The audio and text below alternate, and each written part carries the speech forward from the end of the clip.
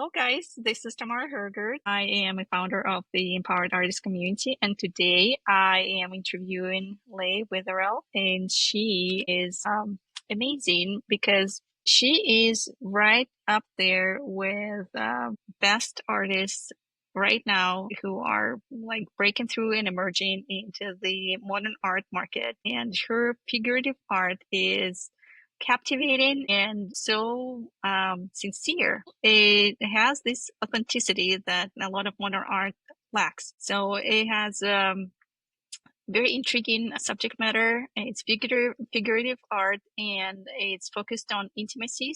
I wouldn't call it explicit, but it does have some nudity in it, but it's really moderate and really well captured. That's how I would put it. So check out her Instagram if you're curious to see how she is able to achieve it. Her Instagram has recently exploded. So within a year, she went from 3,000 followers to 42,000 followers. So it is definitely worth seeing, and follow her if you like what you see. And so we will be talking about getting into national, international exhibitions and art shows. And I just wanted to tell you that like a month ago, I looked at your website and you had a number of art shows lined up. And now it looks like you have even more lined up, and it's all like within May and June. And I'm like, what is going on there? Yeah, it goes like that. And thank you for the kind words, by the way. I appreciate that very much. Getting into shows is literally just going to the websites, the call websites. I use the cafe, which is the call for entry website. Mostly, I use that mostly for my national entries. International entries, I go to, it's not Artavita. It is, oh shoot, I'm blanking on the name. It's Art. I can get it out of my LastPass. It is art. It's not Art Facts. It is ArtNet. That's what it is. ArtNet and Artboxy. Yeah. And I go there for the international calls. And like I said before, the Art Letter, who I'm a member of, they also have their international calls. And I love showing internationally because the subject matter is just much more broad. They're not as narrow on their calls as I find here in the States. I will say that if you deal in subject matter like mine, you really need to try and find the art shows that are dealing with that. I just got done with the Seattle Erotic Arts Festival. And yes, it is exactly like what it sounds like. It is the Erotic Arts Festival, and they celebrate everything erotic. I mean, they're very body positive. They celebrate. It's a wonderful festival, and it's in Seattle every year, and it's the biggest one in the country. So it's really worth it to do it. And here in Florida, they also have what they call Nude Night, and it's a weekend long festival, and it's exactly what it says. It's nudes. It's exactly what it says. And again, it's another wonderful festival that was actually started by a woman like 20, 25 years ago Mhm. who found that she could not exhibit nude artwork in her gallery without a bunch of like blowback from people. So she's like, all right, we're going to have a festival then. And that's what she started, and it's caught on. And now her daughter keeps it up, and they do another wonderful job. And it's not just for Florida residents, it's national. So you can do it. It's like a national, international calls. And if you do nudes, you really need to find those kind of, I don't want to call them niche galleries because I think that makes them smaller than what they are. But they're very specific galleries because now the censorship and the focus on we must save the children. Why are your children looking at this if you have a problem with Yeah. that? When I was raising my kids, I took them to museums. I took them to galleries. They actually went to art classes with me when they didn't have school because my art professors did not mind at all. I had very good kids. They didn't mind at all. And we would, they were exposed to nude art. They were exposed to landscapes. They were exposed to all of it. And they grew up with a really big understanding of the world at large, that the world is much bigger than just the little place you grew up in. So they grew up with that. And I don't understand why everybody wouldn't do that, but apparently not everybody wants to do that. So I always tell people, you need to know what you're looking at when you go to my website Yeah. because it's going to be right there. And I don't hide it. I make no bones about it. This is what I like. And this is what I think speaks volumes about the world. So when I look for shows, I look for shows that don't have restrictions on that. Now, not every show is going to be nearly as explicit as the two that I just mentioned. I mean, they really will, they push the boundaries and they encourage their artists to push the boundaries. And I think that's wonderful to do that. I don't do that. I don't really want to get into that. But a lot of my stuff is considered classic fine art nudes, Yes. and that's what I like. It's just my aesthetic. That's what I really like to do. But I really want people to be looking at it, and I would like for us to get to the point where we have the conversations about body autonomy and about body positivity and Yeah. about intimate relationships and how they really are, how they really work, and not just these fantasies that we grow up with, but really how they work, because there's a lot of people that don't really think about these things. They get married and they'll stay married forever and a day, and then suddenly the kids are gone and they're like, well, we don't even know each other, and then they get divorced. And it's like, you've got to know how to do these things, and I think art is a great way to have those conversations, Yeah. because you can stand there with your spouse and you can look at this beautiful piece of art and you can go, we don't do that, why don't we do that? And then it starts a conversation. So that's what I think anyway. You know? So hopefully that answers Yeah. that question. I will say there, the sticking point with doing international shows right now are these tariffs that have Yeah. been introduced. I have a piece right now that is actually literally stuck in Italy. She went to Italy for a gallery who was going to take her to London to show in the Women's Essence Awards.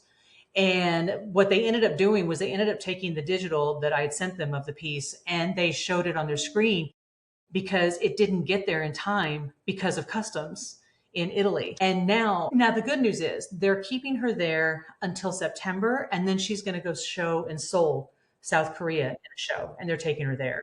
So I mean, come on, she gets to hang out in Italy from now until then. I'm like, that's a hardship, let me tell you. But that's where she is, Hmm. and so that you do run that risk. Yeah. And I had one piece come back from overseas, and it looked like a gorilla had been handling this box all the way. And the piece was ruined. I had to redo the whole piece. It was absolutely just ruined, everything about it. And yes, you get insurance, and yes, the insurance does pay, but you still lost 3, 4 months of your life Yes. if you had to redo it. But I think the international shows are wonderful because I've sold to a lot of collectors overseas. So I do have a nice size collector base overseas. And I really like the fact that my art is being shown in people's homes that are in different places than just the United States. Yeah. So I really do like that. It's kind Yeah. of cool, actually. It's Yeah. kind of cool. It's a great way to level up and like It is. attract It more really is. domestic collectors as well. Yeah. Yeah, it really Yeah. is. Yeah. But yeah, I don't know. I just cannot specify, or I cannot emphasize enough that artists have to get out of their studios and they have to get their pieces seen. I mean, why spend all that time creating if you never let the world see what you're doing? And you're running a risk because you are going to face rejection is just a part of the game every day. There's not an artist on the planet that doesn't deal with rejection on a daily basis. Not a one. And you just have to remember it's not a personal thing. It's just that one particular piece may not fit the aesthetic that the judges and curators want for that particular show. Yeah. It's not about how good or bad your piece is. Until you keep and until you find your people, your art will find its people, but it's not going to find its people sitting in your room. Yeah. It's going to find its people out there, and it's got to be out there. That's true. Yeah, exactly. I mean, I am more, and like, you mentioned call to actions and Hmm. things like that. I am more than happy to give away all the secrets of the art world to anybody who wants to email me or message me. I don't think any of this should be a secret ever. And I think that that's the one thing that I think that art school messes up on is that they don't teach these things. They don't tell you not everyone's going to be your fan. They don't tell you that you're going to just suffer that. They don't tell you how much money you're going to be investing up front to do things like that. They're like, oh, just paint the pieces. They will come. No, they won't. You got to go find them. Yeah. you Yeah. Yeah. There's definitely an upfront cost to applying to art shows. And you also need to be okay with getting rejected and basically just losing that money, never getting your return on investment. And it's just like advertising. You may or may not get the bang for your buck, but um, if you don't do anything, the answer is going to always be no. Exactly. 100% of the time. If exactly. you do something, most likely you will eventually get to a yes. There's also beginner's luck factor where, you just start doing something and you just start like, getting all this action all of a sudden. Or Yeah. even if you just sit in your studio and you start thinking about it, just pure thinking about it, your intention already sets the wheels in motion and you start attracting that particular thing to yourself, and moving toward it is an Yeah. important part. You're just showing your own intention and your own pointedness towards that what you want. Yeah. So That is one thing. You just hit on something that I think too many, especially too many emerging artists, they tend to try and paint towards what they think will sell or what they think will get into shows. And 100% of the time, you're going to fail doing that because it doesn't show your heart and soul when you do that. You need to paint what you feel, what is your heart and soul. Eventually, it will find its home. It really will. It takes a while. This is, like I said before, this is not a sprint. It is a marathon, and it takes a while. But if you keep that up, you will find your people. You'll find your art will find its home.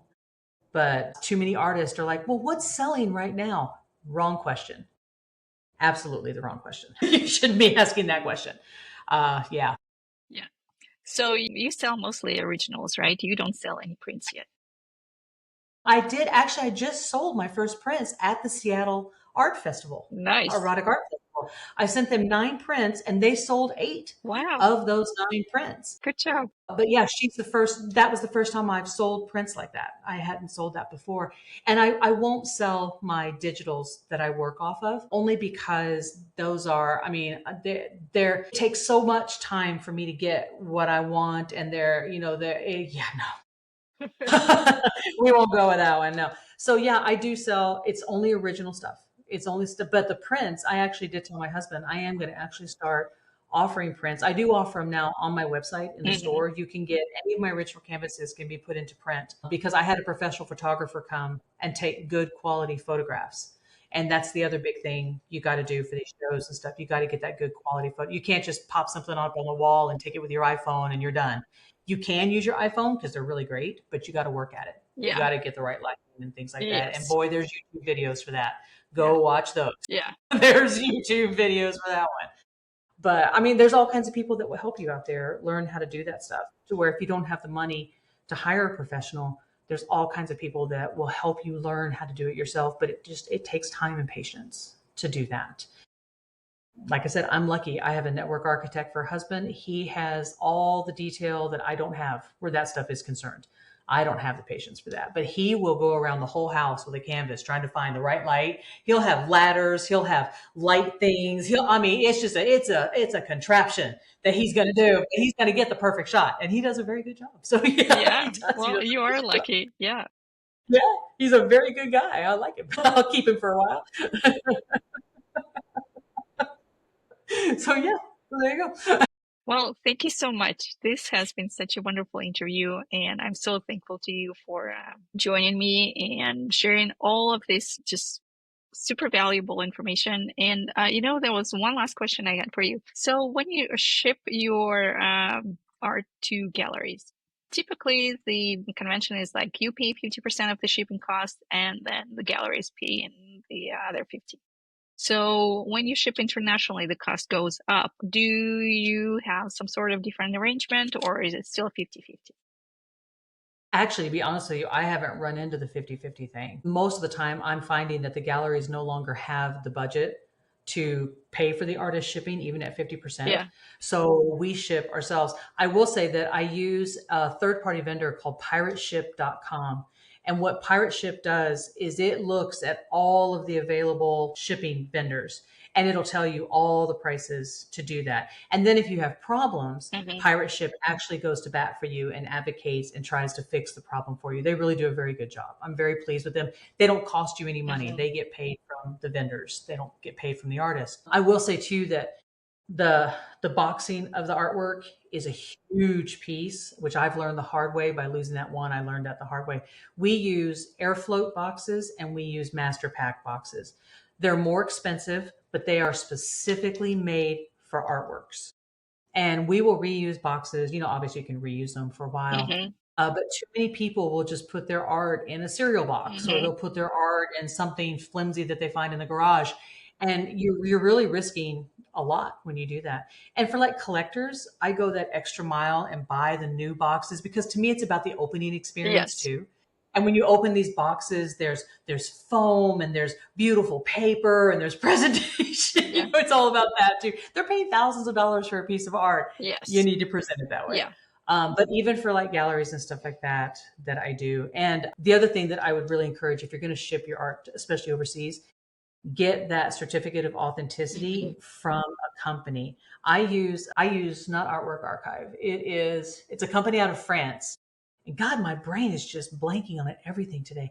But what they literally do is they archive the artwork and they give you these stickers and you put a certain sticker on the canvas, a certain sticker on the COA, and then the person who buys the canvas, they can always go to that website and they can always look it up. And so it gives that Yeah. possession line. So it tells them where it's been. And the more places it goes, it archives it for the more places that it goes. Also, get on Artfacts. Artfacts, FACTS. It is a database that keeps track of artists and it ranks artists worldwide. And it ranks you by how many exhibitions you've been in, how much publicity you're doing. It ranks you, and it also tells you who you exhibit with most.